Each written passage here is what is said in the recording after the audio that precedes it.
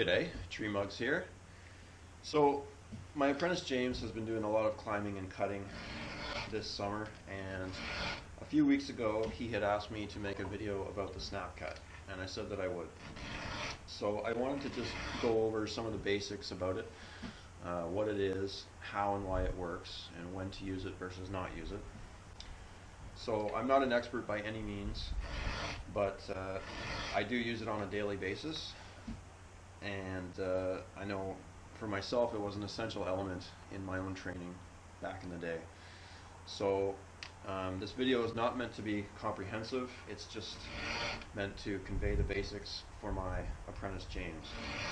So I actually use the snap cut in all kinds of situations. Anytime I want to be able to put my saw down and then to manually release a piece under control, and I use it in rigging a lot. But for this video, I just wanted to focus on one very common scenario, which is after you've taken all the brush and the top off, now you're left with a spar of wood, and you have to get that wood safely down into a small drop zone. So let's take a look at the snap cut.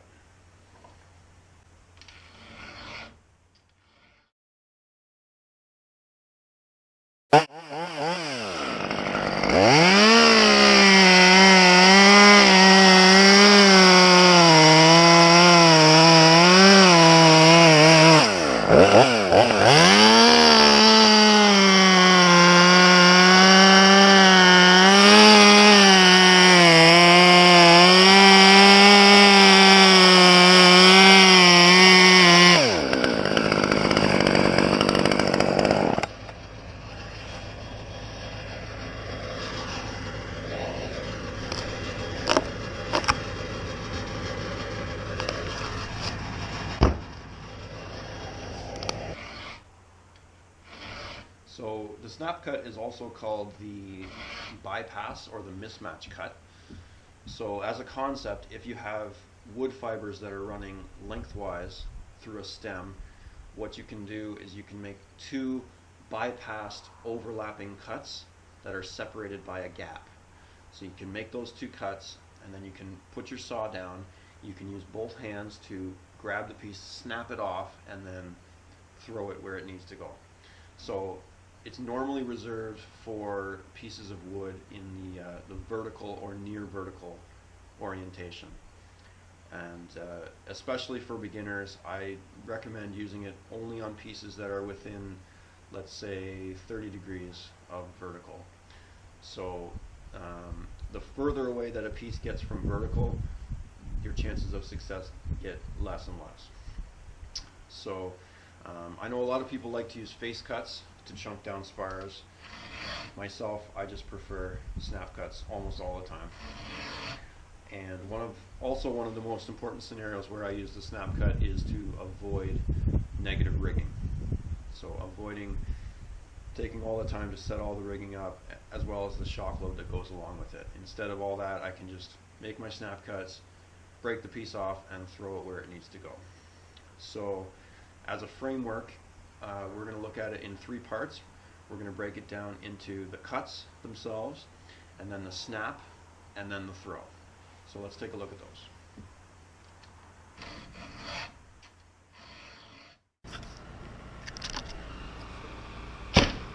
Nice.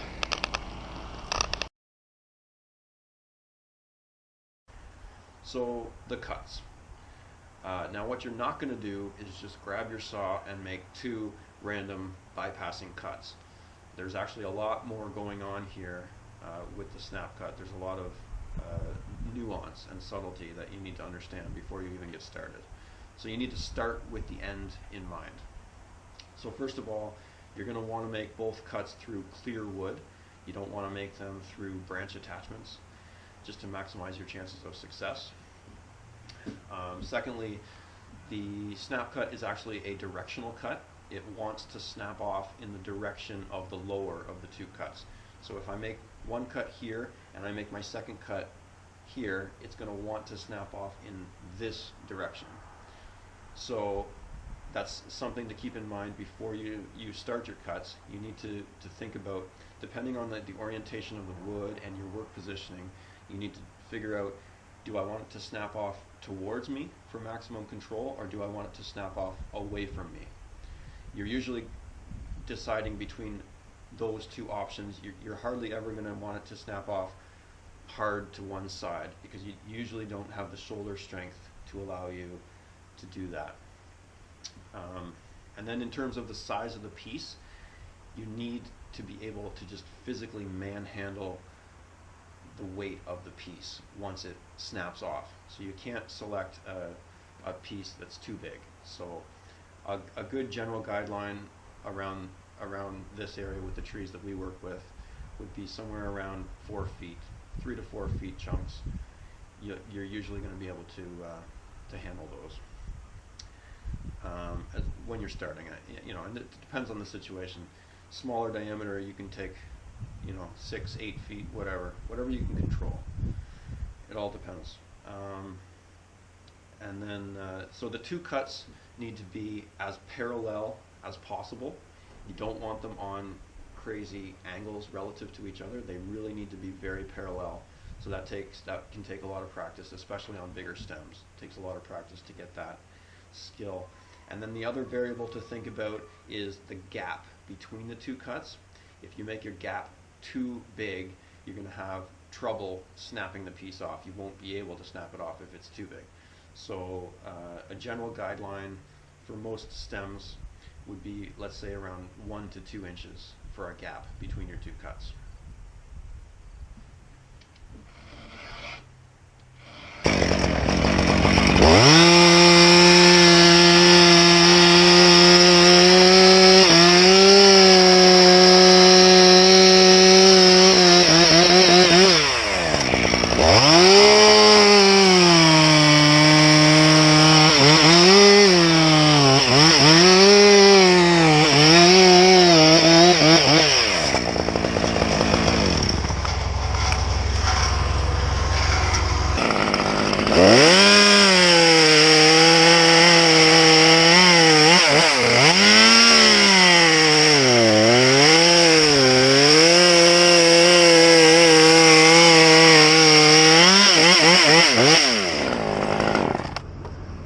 Okay, put my saw away. So there's my two cuts, lower on the front side because that's the direction that I want it to snap off in. So in this case, I'm actually going to cut it so that it snaps off sort of towards me, just so I can have better control, because I'm not in a good position to snap it off side to side here. So I'm going to do the lower cut towards me.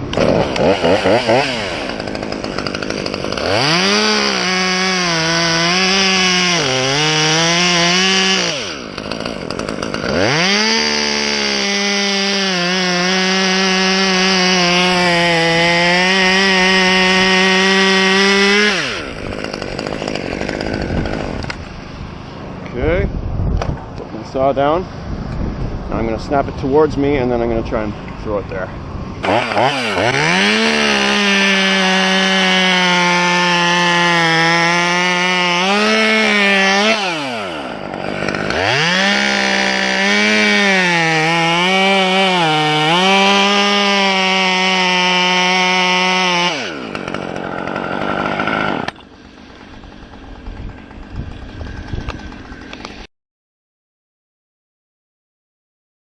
Alright, so you've made the two cuts.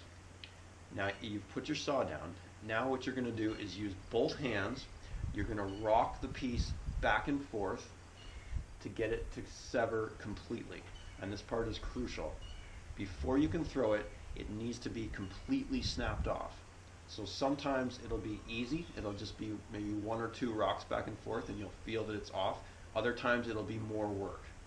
But it's absolutely crucial that it is completely off before you try to throw it, because if it's not, it's going to pull to one side or the other, and it's not going to land where you want it.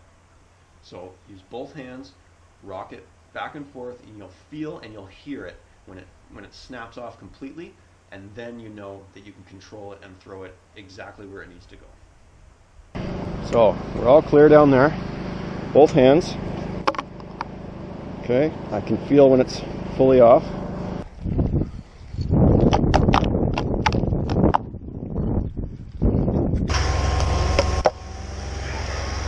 So you gotta make sure that it's totally off. So I can tell it's off, so now I can throw it. So now I can grab it. Okay. So now I know it's fully off. Now I can control it and throw it where I need it to go.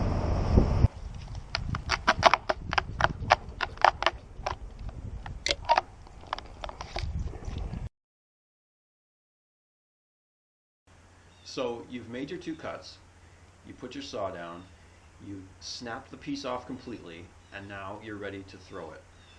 So generally your goal is to throw it so that it lands flat, and that's just to, you know, minimize the damage to the turf or the grass. So this is a skill that takes a lot of practice. So there are 2 general techniques that I use to help me land a piece flat. But they both start with visualization. So I need to visualize what that piece of wood needs to do in the air.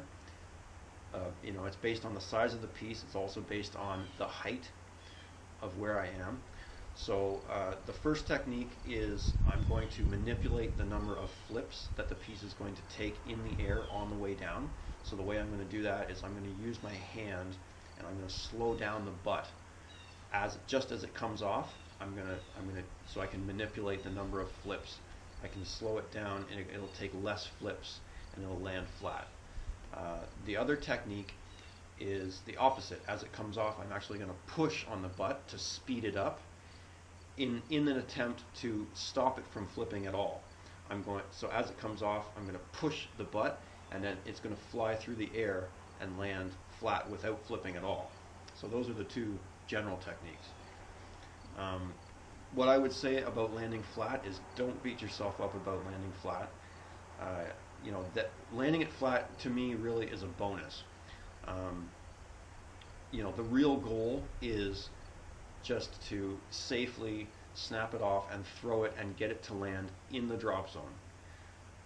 Landing it flat, it takes a lot of practice. It takes years to get good at it, and it comes with experience.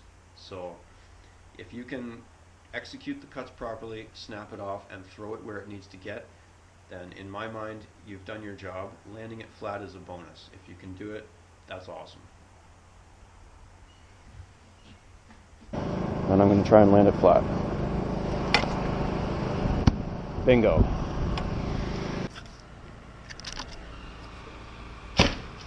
Nice.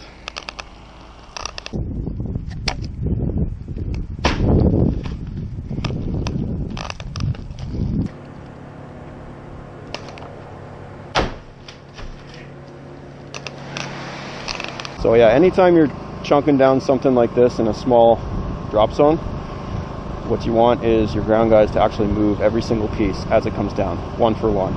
You drop one, they move it. Because you don't want to be dropping wood on top of wood because it can do some unpredictable things.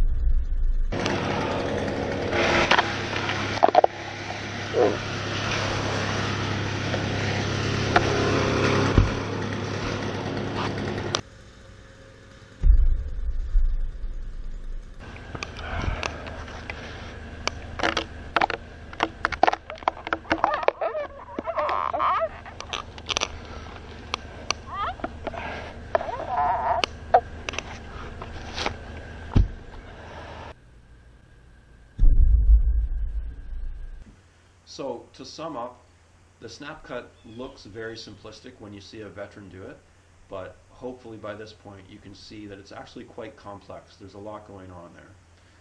So for anyone just starting out, I would encourage you to just play around with the snap cut using some of these general guidelines. Experiment with it in non-critical situations and just to get a feel for it. If you can get really good and proficient with this technique, you'll start to see that it can be a real time saver in the tree. You know, having the ability to quickly and consistently cut, snap, and throw pieces of wood and get them to land flat can really speed up your production abilities and really help you to stand out as a professional climber.